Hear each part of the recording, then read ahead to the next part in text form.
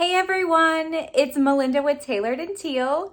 I'm currently in my reselling room on a Friday night, wild and exciting, I know, getting ready to photograph some jewelry, and I thought that I would take you along for the ride, kind of show you my setup, where I do it, how I do it, and some products that I use. So I have flipped the camera around to show you what we're working with. This corner over here is where I photograph all of my clothing and anything that will fit on a hanger, basically. Then here is my desk with all of my shipping, well, not all of them, but some of my shipping supplies, most of them. And then over here is actually just this old TV cart, and I use the top of this to do my flat lays. So let me show you what that looks like after I set it all up. So to start out, I have these two foam whiteboards, and I just got these from Walmart. I think they were like less than $2. It is thicker than poster board, and there's a foam layer in between, but I've used these for everything. As you can see, it's quite dirty, but I do photo editing, so that's not gonna matter. But let me flip this around. Okay, so that is the base of my flat lays. And then this is what it looks like when all of my lighting is set up. This came with two other lights that had umbrellas with them, but I have unfortunately broke all the bulbs, and the umbrellas I don't use anymore, so I just use this single light. It is on a stand. And then this one is the newer NEEWER 18-inch LED ring light. I did get this off of Amazon. I believe that this came off of Amazon too, but I will definitely link this one in the description below if you're interested. It is a staple in my reselling business, and I really couldn't function without it. So this is what it looks like. I have them plugged in and standing on each side of the whiteboard. And I'm gonna go grab my props that I use to put the jewelry on. Here are the props that I use. I actually just recently purchased these items because I was having trouble getting like good quality pictures of especially my necklaces. So I knew that I needed a bust. And while I was in the market for it, I also found these other things. So this one is a gray, I think it's linen or like natural fiber bust that you put the necklace around, and then it has some clips on the back that you can like clip the necklace into or whatever you need to do. I honestly have no idea what this is for back here, but yeah, this was only $16 on eBay. I really think that all of this stuff is pretty inexpensive, especially if you are a jewelry reseller and you want your items to look super presentable and professional. I think it's definitely worth the money. In fact, the first time I ever listed some items that was on this bust, they sold within a couple of days of being listed, versus some other items that has taken years because they're not on the bust. I probably won't retake pictures of them, but it has crossed my mind a couple of times. So I did opt for the gray because of my white background, and I also edit all of my pictures to have a white background, so I thought this would stand out more than cream or just plain white.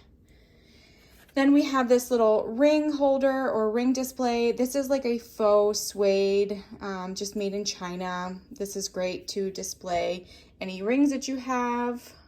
I don't really know what that slit is for in the back, but this is for bracelets. It's just a little pillow. I don't really like the color of it, but it works, and it was only $1.50. This one was also $1.50. And then here is an earring stand. I actually don't know how this got on there. Might have been how I was storing the items. Anyway, it's got these two slits up top that you put your earrings in. I will say that this is not good for hoops. I've tried it, it doesn't work, but for dangle earrings or anything with like a hook fastening would be good. And then you just stand it up like that. So let me set up some things. I'll show you a bracelet, a ring, a necklace, and some earrings. I'm realizing that my whiteboard is so gross. I'm just gonna leave it in because this is real life. Like I said, I edit all of my pictures, so all of this gunk in the back, no one will ever be able to see except everybody who's watching this video. Okay, so this is what the bracelet pillow looks like. I did have to squeeze this in a little bit just because this bracelet is not malleable. You cannot move it or stretch it or anything like that, but so that's what that looks like. And I will put pictures up on the screen somewhere up here to show you what it looks like after I'm done photographing it and also editing it so that you can see what it looks like. So the first picture I always take is straight on the item, and then I will pick it up and also take some pictures of the details, a couple here, a couple there, and then I'll flip it over, take a picture of the back, again, pick it up, show some details, and then let me see if I can do this with one hand. I will unclasp it. Oh, nope, that's not gonna work. Well, thank goodness there was a pillow in it because I think the pillow protected it. Nothing is broken, thank goodness. So then I will also take a picture of it kind of open like this. I'll take a picture of the writing on the inside so people can see the brand. And then I'll also take a picture of the clasp. And if I'm feeling very ambitious, I will also, this is hard to do with one hand, I will also take a picture of it on my wrist so people have an idea of how thick it is and how it's gonna look. Okay, next moving on to necklaces. So I put the necklace on just like any person would wear it. I make sure that it's as symmetrical as I can, like how it would hang. And then I take a picture of the front of it. I will come up here, take more detailed pictures here to show. Then I will take it off,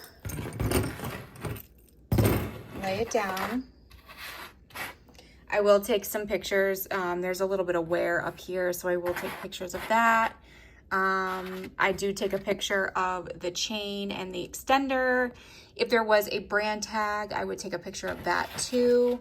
And then I'm gonna take my measuring tape and I'm going to line it up and take a picture exactly like that so that people know what the wearable length would be, including the extender.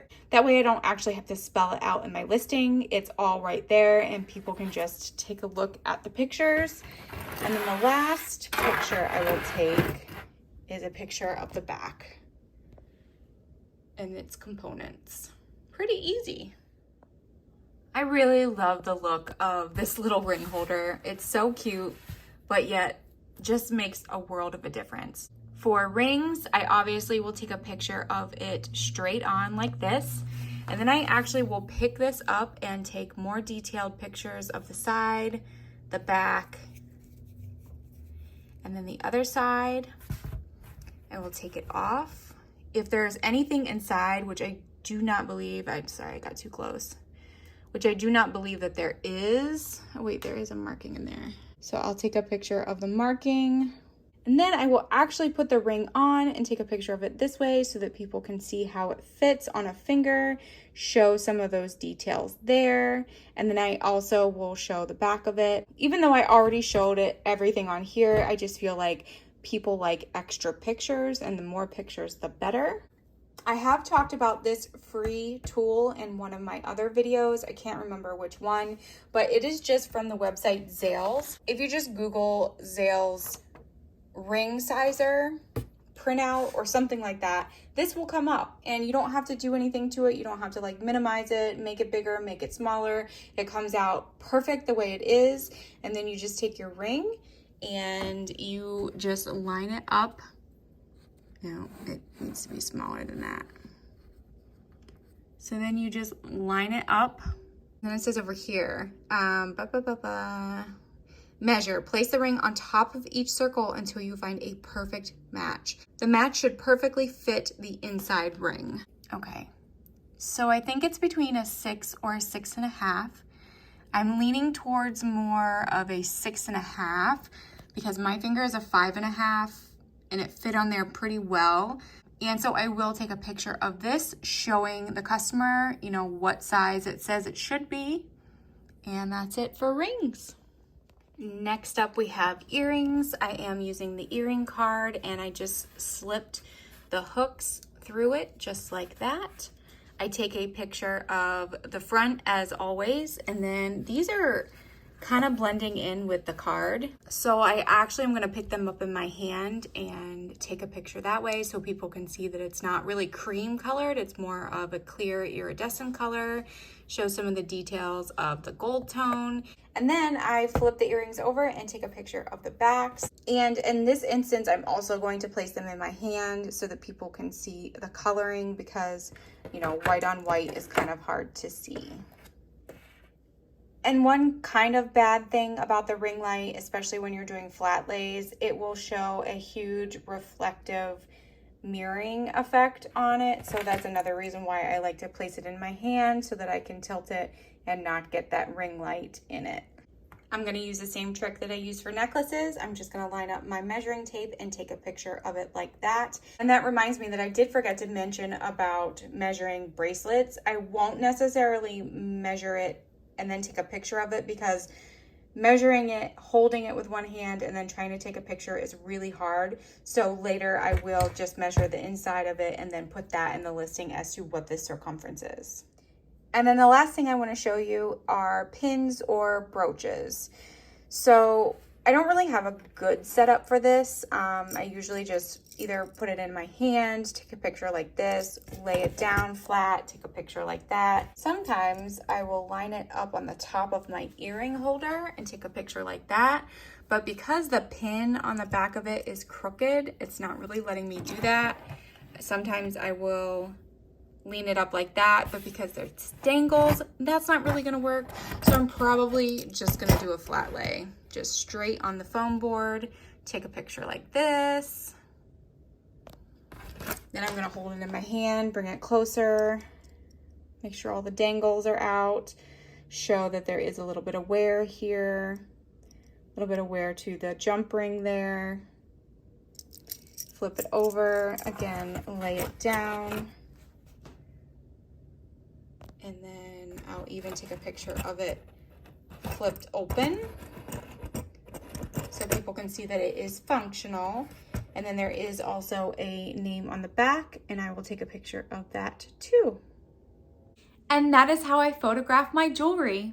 Nothing crazy, nothing fancy, just a few props and lighting to make it look professional. I will put the links to all the products that I use today in the description below. And I do use this setup, the foam boards and the lighting on each side for my flat lays. So basically shoes, purses, hats, anything that I can't get on a hanger, I will use that setup and it works pretty well. Of course, I do still have to edit all of my photos and I will link my photo editing video up here and also in the description so you can go check that out if you're looking for information on how to get those clean, crisp, white backgrounds. Thank you for tuning into this video. I do apologize that my camera work was a little shaky. It was really hard to kind of get in there with a tight space and show you everything up close, but hopefully you got the idea and I didn't make you sick.